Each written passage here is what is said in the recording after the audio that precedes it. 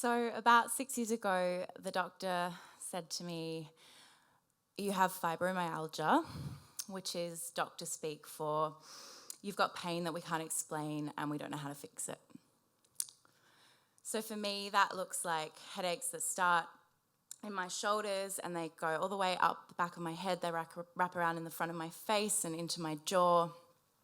They can go for like 2, 3, 6 weeks, and then I can't think straight, and then I stop sleeping, and then when I'm not sleeping, I get hysterical, and it can get really unbearable when it's really unbearable.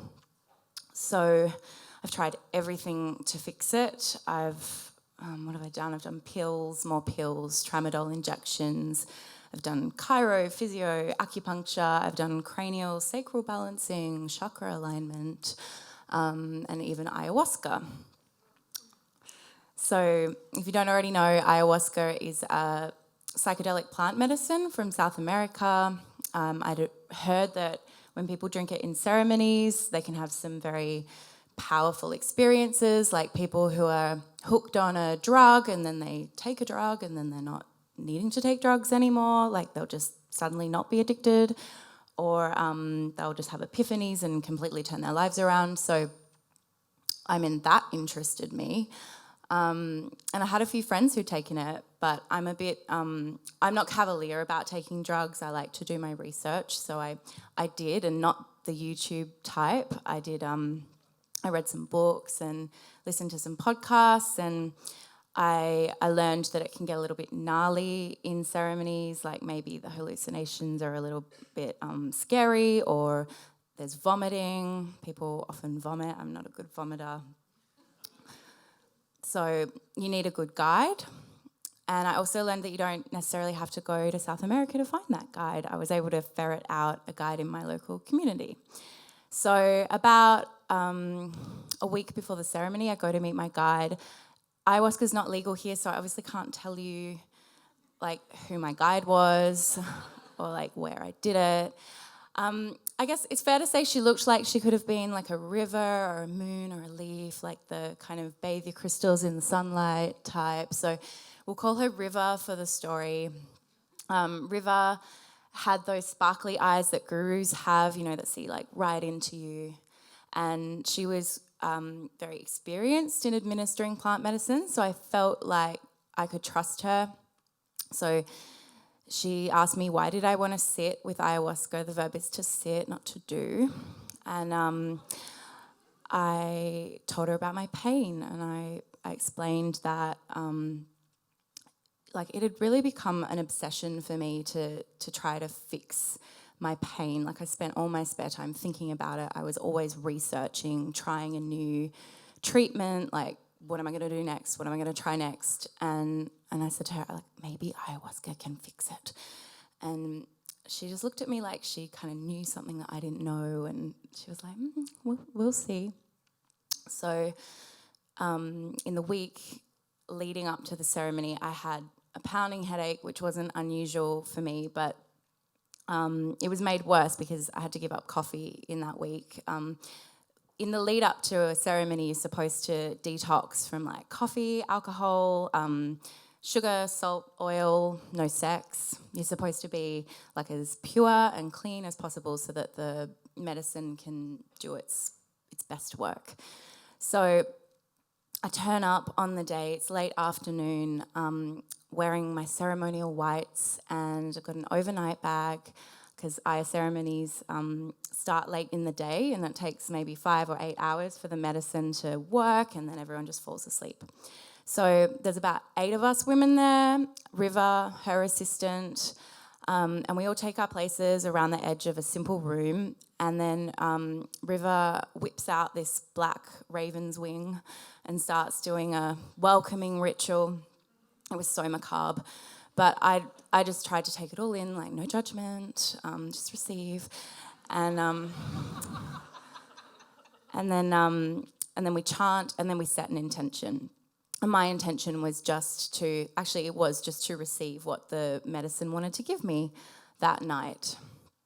Cool. So ayahuasca is served as a kind of a dirt berry sludge drink. It tastes foul, and it's so nauseating. So I drink, I go back to my little cushion, cross my legs, and I wait.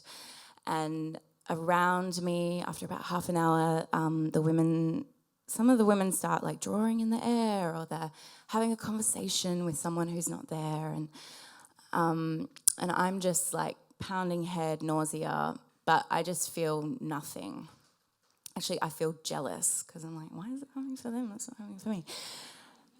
So after about an hour, River offers a second cup of Aya to the few of us who need a bit of a booster.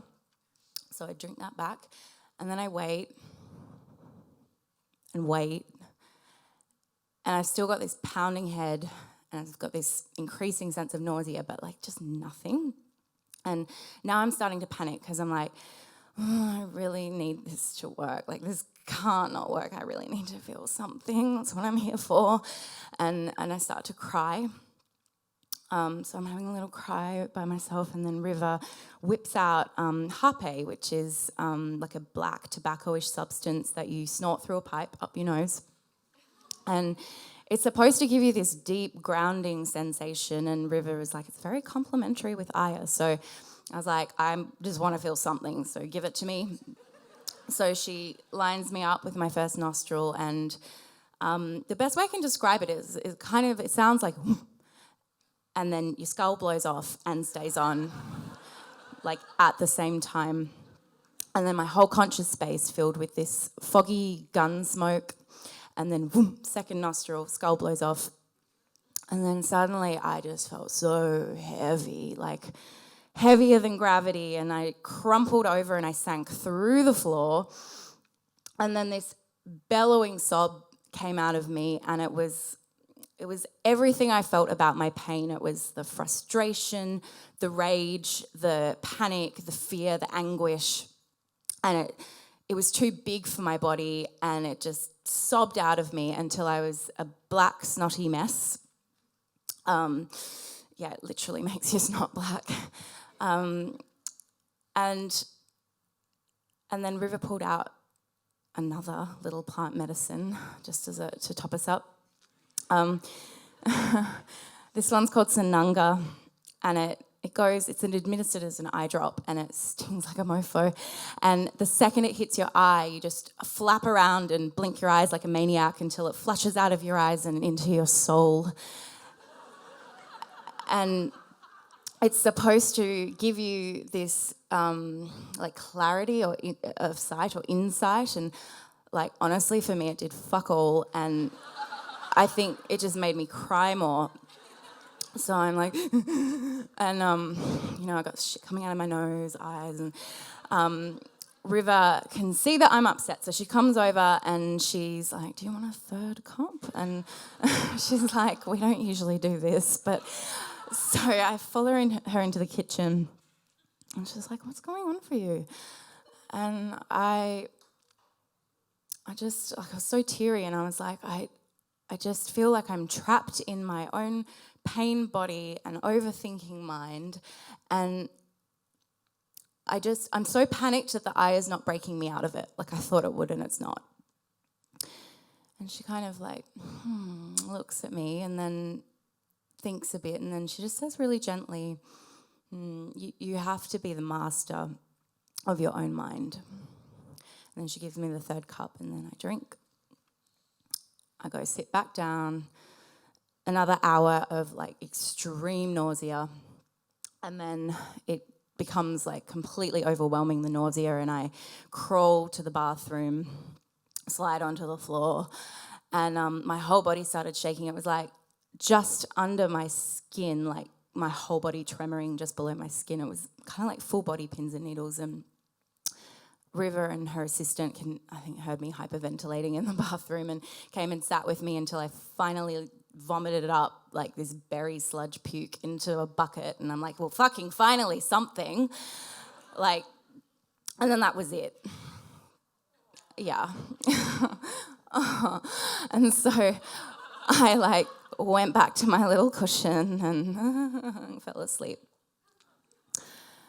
when we wake up in the morning, we're instructed to maintain silence so that we can do an integrative dance to process our experience. And I'm like so angry, so I just sit in the corner and cry while the interpretive contemporary dance piece unfolds around me. And then the sharing starts, and everyone's all like, oh, overwhelming sense of peace and love, epiphany. I saw my grandmother from a past life. And then it gets to me, and I just spit. I'm like, I'm so needed this to work, and it didn't. So a few months on, I think it was Christmas time, and I ended up in hospital, not for the first time, with another really bad bout of migraines. Like, I think it went 6 weeks. It was just horrendous. And I called a friend who's like a moral support pain friend. She has similar problems. And I'm like, hey, how are you going? And she's like, yeah, I'm really good. I was like, really? Like, no pain? She's like, no, I'm actually really fine. I was like, tell me more. And she said that she'd been like using some new mindset techniques to change the way that she thinks about her pain and about herself. And this other friend tells me to tap, like not the dance, but the meditation technique where you tap on key nervous system points, and it soothes your nervous system, and it helps with mindset as well. So I started kind of going down this route, and I found that there's a growing field of research into pain psychology, and like literally your mind can produce physical symptoms of pain by way of a touchy nervous system. So I started to develop my own daily set of rituals, which I now consider to be my long-term treatment for chronic pain. Things like tapping, meditation, mindful movement, a daily gratitude list. Yeah, I mean, it could sound a bit like woo-woo medicine, but I feel like on the scale of woo-woo things I've done to try and fix my pain, it's fairly pedestrian. So yeah, can I tell you that I'm cured and I never have pain?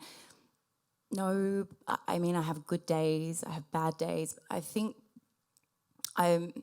what I've stopped doing is looking for magic bullet solutions out there, and I'm looking more inside for treatment. And really, I'm becoming the master of my own mind.